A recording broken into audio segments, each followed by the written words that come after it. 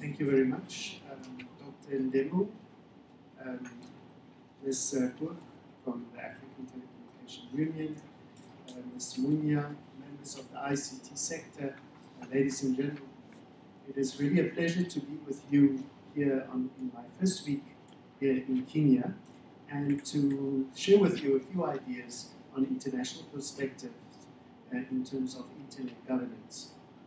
UNESCO acknowledges the potential of the internet for fostering sustainable development and building more democratic societies, and also for enhancing free flow of information and ideas throughout the world.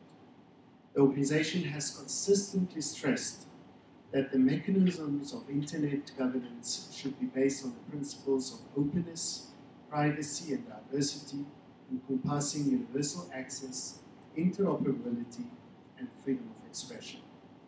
It also should respect cultural and linguistic diversity, which was echoed in UNESCO's recommendation concerning the promotion and use of multilingualism and universal access to cyberspace. UNESCO, together with other UN organizations, participated in the WISES conferences in 2003 and 2005, propagating for the construction of knowledge societies. It recognizes the internet as a core element of building such a knowledge-based information society, and it was acknowledged that the governance mechanisms of the internet should ensure an equitable distribution of resources, facilitate access for all, and ensure stable and secure functioning of the internet, taking into account multilingualism. To that end, the principles of multi-stakeholder participation, which means that the development of internet governance mechanisms should be done by the involvement of all stakeholders in their respective roles, considering self-organization and the nature of internet, was undertaken. And we are very happy to see that here in Kenya, you are keeping to the spirit in involving different stakeholders. We also took note of the different discussions that took place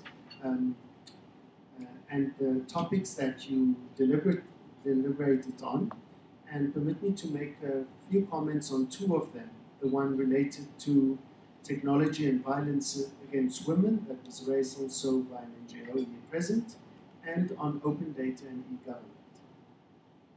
It is important to recognize, first of all, that there's a difference in access by men and women to ICTs, especially where they depend on public access.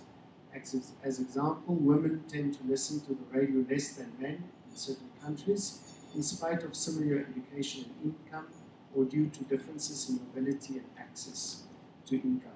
Or rural women are more likely to be deprived of access to any ICT than rural men. Many of the barriers for women to use ICTs relate to cultural norms and practices that are difficult to legislate in policies, and programs should be developed to insensitize the education of men and women. Internet technology should be harnessed to promote social cohesion through the prevention of violence against women. The picture that emerges from most analysis of new information communication content is of a masculinist rhetoric and a set of representations which are frequently sexualized and often sexist. Even more disturbing is the use of internet as a tool to the prostitution and trafficking of women.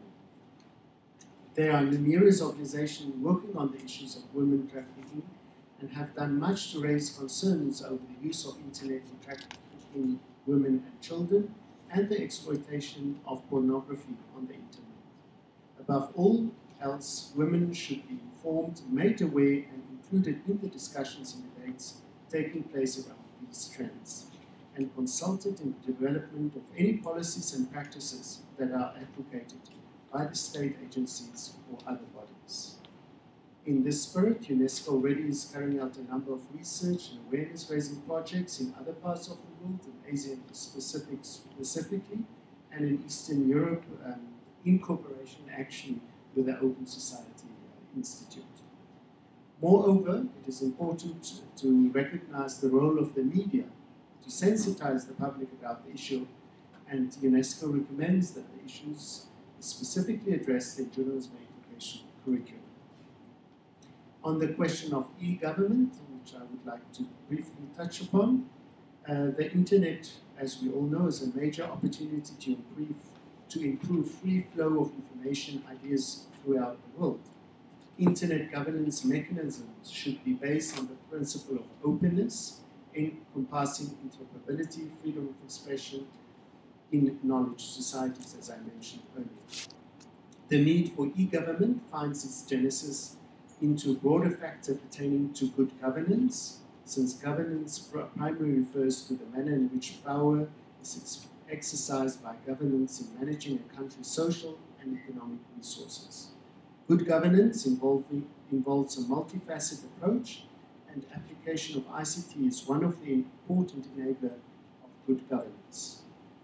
Using ICT along with other reforms, governments today are able to deliver a wide range of services from ration cards, motor license, records on health, etc., in a manner that is timely, or that could be timely, efficient, economic, and equitable. The successful examples of e-governance we find throughout the world, particularly in mind in Brazil and in India, where ICT has enough potential and has shown enough potential to attain the above and hasten the pace of development. E-governance, coupled with the necessary political support as well as the requisite process reforms, can go a long way in facilitating good governance. UNESCO also developed an e-government toolkit that aims to demystify concepts behind e-government and strengthen the understanding of all those involved in planning and execution of e-government projects. UNESCO is more than happy to share that with member states that are interested to make use of this tool. With these few words, thank you once again for your invitation to be here among you. I wish you all the best in the deliberations, and we are looking forward to the results of this meeting. Thank you very much.